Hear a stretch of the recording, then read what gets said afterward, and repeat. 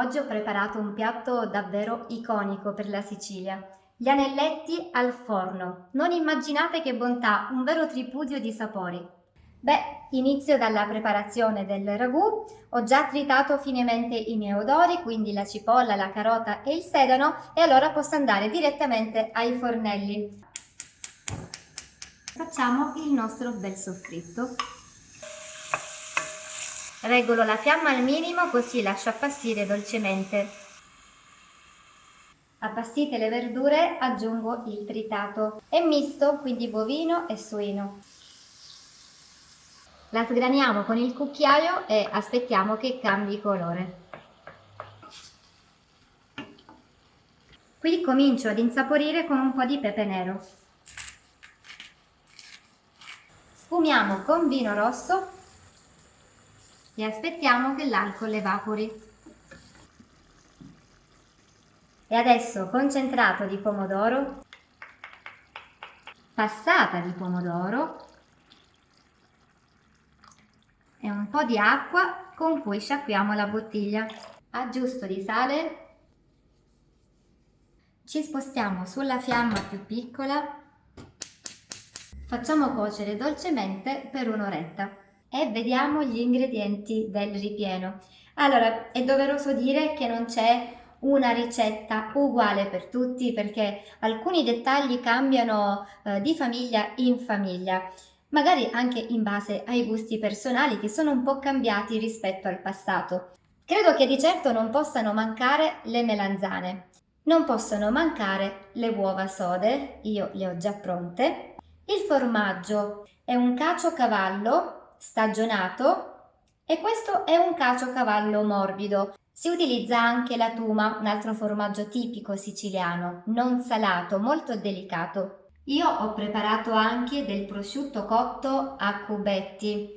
Sui salumi c'è chi si divide, chi li mette, chi non li mette. Beh, in alcune famiglie c'è sempre stata l'usanza di aggiungere a questa ricca pasta al forno il cosiddetto pezzame, che non è altro che un mix di salumi ma anche di formaggi che si trovano forse tuttora dal salumiere ad un prezzo anche più conveniente, perché spesso erano i finalini, quindi le parti terminali, magari del prosciutto piuttosto che del salame.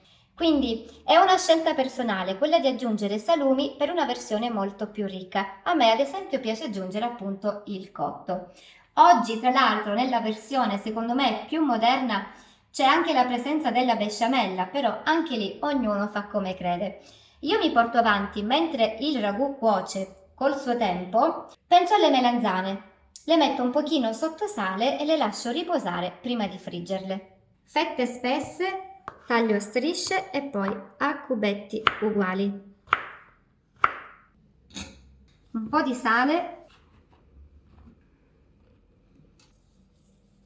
Per dare più carattere e più profumo al ragù potete aggiungere una foglia di alloro, io oggi ne sono sprovvista altrimenti l'avrei messa, e poi c'è chi ama aggiungere un pizzico di noce moscata. Siamo giunti ad un'oretta di cottura e il ragù si è un po' asciugato, sta cuocendo, ora mancano solo i piselli. Da questo momento cuocio ancora a fiamma minima con il coperchio socchiuso perché il ragù si deve restringere, deve asciugarsi e termineremo la cottura quando i piselli saranno sufficientemente morbidi. Ho lasciato riposare mezz'ora le melanzane, adesso le strizzo per togliere un po' di acqua e procedo friggendole in olio di semi ben caldo.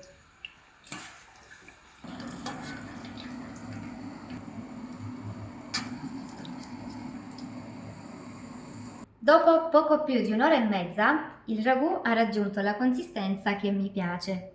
Tutti gli ingredienti sono morbidi, le carotine, i piselli, ma mancano i protagonisti. Allora eccoli, gli anelletti, il tipico formato siciliano, amatissimo soprattutto a Palermo. Li cuociamo in abbondante acqua salata, però li scoliamo abbastanza al dente. Mentre gli anelletti cuociono preparo la teglia, ungendola con olio e cospargendo di pangrattato. Anelletti scolati al dente. Iniziamo a condirli, intanto con un bel po' di ragù.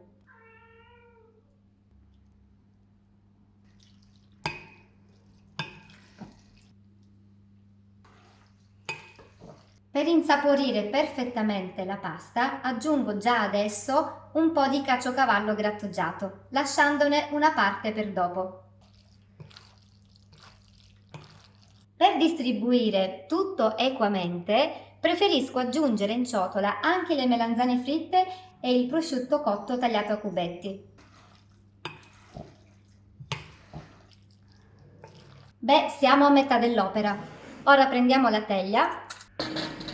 Sapete che ci sono due modi di presentare questo piatto. Uno è assolutamente quello più sontuoso, elegante, raffinato e magari si sceglie nelle attività ristorative o comunque lo si sceglie nelle giornate di festa, quando proprio vogliamo portare a tavola qualcosa di bello, ed è il timballo, realizzato spesso in stampi, ad esempio quello per ciambella, con il buco al centro. Questa che vi sto mostrando è la ricetta un po' più casalinga, più facile, più immediata e alla portata di tutti. Quindi mettiamo tutto in teglia come faremmo per una normale pasta al forno. Aggiungiamo le uova sode tagliate a fettine.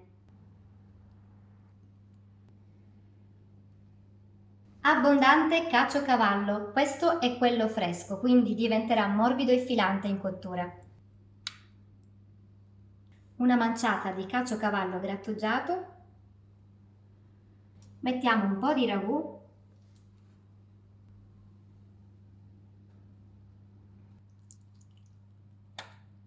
e adesso copriamo con gli altri anelletti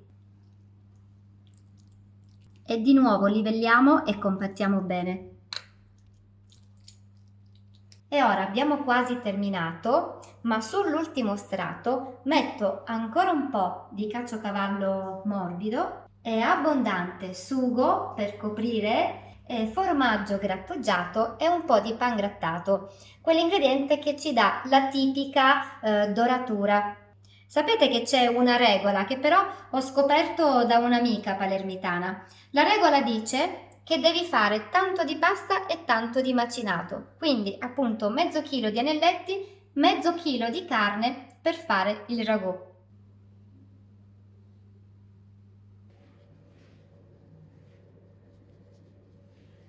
Direi che ci siamo e il forno è già a temperatura. Modalità ventilata a 180 gradi, ci vorrà una mezz'oretta.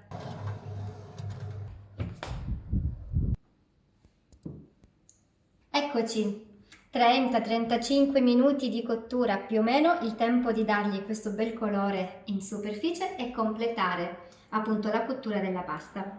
Non possiamo sformarli subito perché devono mantenere la forma, allora li lascio riposare qualche minuto.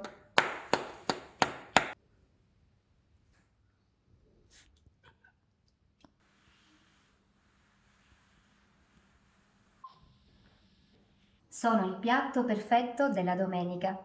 Davvero non so descrivervi il profumo che c'è in cucina, è un profumo ricchissimo e anche i sapori sono tanti in questo piatto, però tutti perfettamente equilibrati e armoniosi. Lo possiamo definire un capolavoro della cucina siciliana che sicuramente simboleggia le domeniche trascorse in famiglia, quando ci si siede a tavola e ci si concede piatti di sostanza.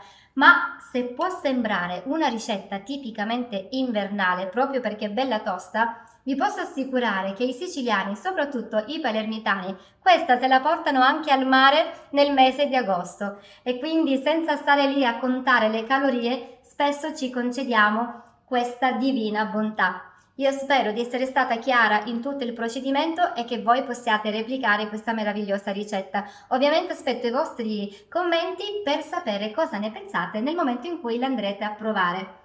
E vi ringrazio nuovamente per aver guardato il video, in qualche modo ci facciamo sempre compagnia e ne sono felice. Vi aspetto presto con una nuova ricetta. Ciao a tutti da Valentina!